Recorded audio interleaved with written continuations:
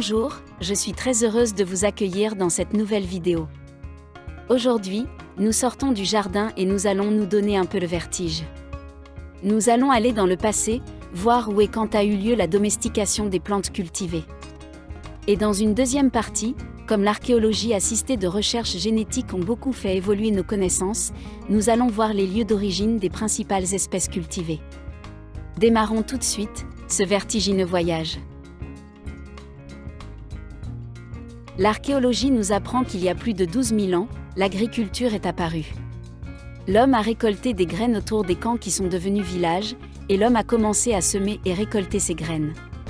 C'est le début de la domestication des plantes.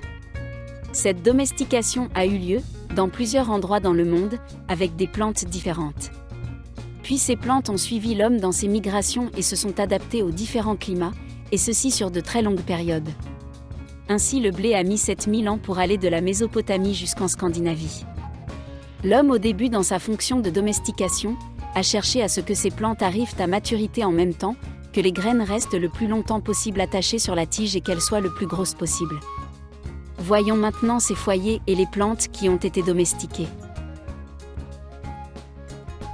Voici une carte du monde où nous allons situer par ordre chronologique les premiers foyers de domestication des plantes.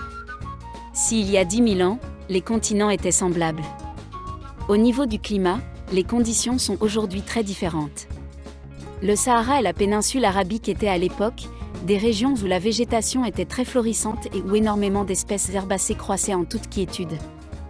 Le foyer le plus ancien que nous a fourni l'archéologie se trouve au Levant, dans ce que l'on appelle le croissant fertile. Ce foyer est situé dans la péninsule arabique. On y trouve des traces de domestication de lentilles, blé, orge, lin, figues et fèves.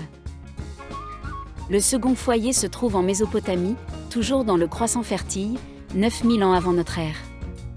Ensuite, nous allons en Turquie, où l'homme y a domestiqué les lentilles, le seigle et les noix. Puis nous allons en Iran, où ce sont les pois qui ont été cultivés.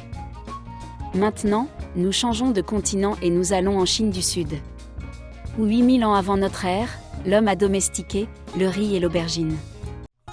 En Chine du Nord, 7000 ans avant notre ère a été domestiqué le millet et le soja. Pendant cette même période, en Nouvelle-Guinée s'installait la culture de taro, d'igname de banane, ainsi que de canne à sucre et de cocotier. À cette même époque, se développaient en Inde, l'aubergine, le thé, le coton et le sésame. Et en Asie du Sud et 6000 ans avant notre ère, l'homme a domestiqué le taro, l'igname, le citron, la noix de coco et la banane. Nous changeons de continent et nous allons en Afrique, où durant cette même période au Sahel, était domestiqué le riz africain, le mil et le sorgho. Nous changeons à nouveau de continent, nous allons en Amazonie.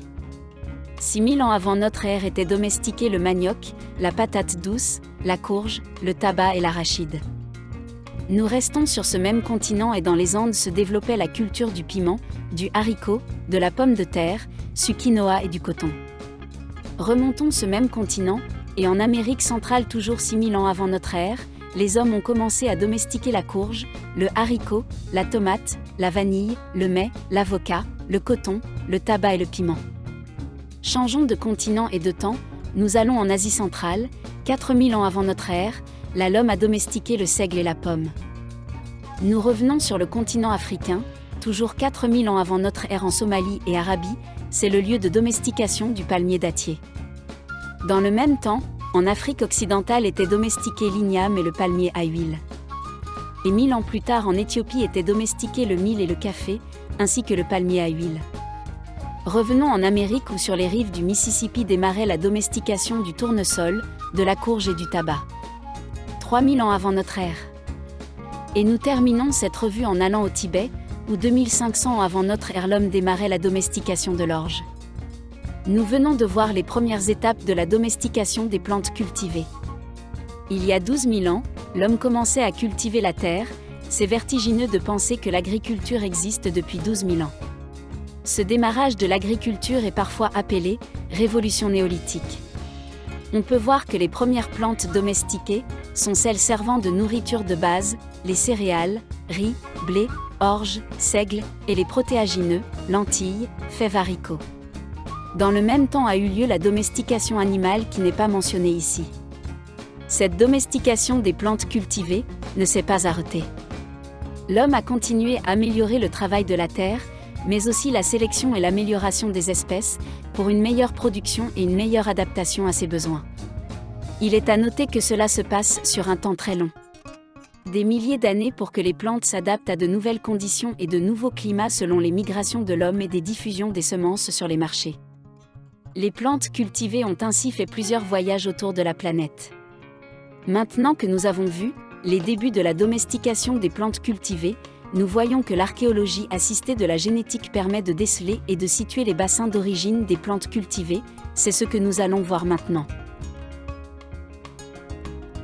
Il existe un organisme qui a établi une carte sur l'origine des espèces cultivées, c'est le Centre international de l'agriculture tropicale et voici la carte, elle complète la démonstration que je viens de faire. Vous trouverez sous la vidéo les références pour retrouver cette carte. Les plantes sont classées par bassin d'origine, partout dans le monde et on y fait des découvertes surprenantes. Il est très intéressant de connaître les bassins d'origine des plantes cultivées et de découvrir les ancêtres de ces plantes. En effet, à cause de la sélection, les plantes cultivées perdent de leur diversité génétique et se spécialisent de plus en plus. On a besoin parfois d'améliorer ces plantes et de leur redonner de la diversité à l'aide de leurs ancêtres. C'est une source de biodiversité très utile pour nos espèces cultivées. Nous n'allons pas voir en détail cette carte, je vous laisse la découvrir et vous surprendre de la richesse de ces informations. Nous venons de voir l'origine et la domestication des plantes cultivées. Je souhaite que cette vidéo vous a surpris et apporté des informations pour une meilleure compréhension du monde végétal et de l'agriculture. Nous en réaliserons d'autres que nous partagerons très bientôt. Je vous donne rendez-vous sur le site de formation joeliedevenir.org pour les voir en situation avec des exercices de compréhension et de mémorisation. Je vous recommande de vous abonner à la chaîne YouTube pour être averti des nouvelles vidéos que nous ne tarderons pas à partager bientôt. À très bientôt pour une nouvelle vidéo et belle journée à vous.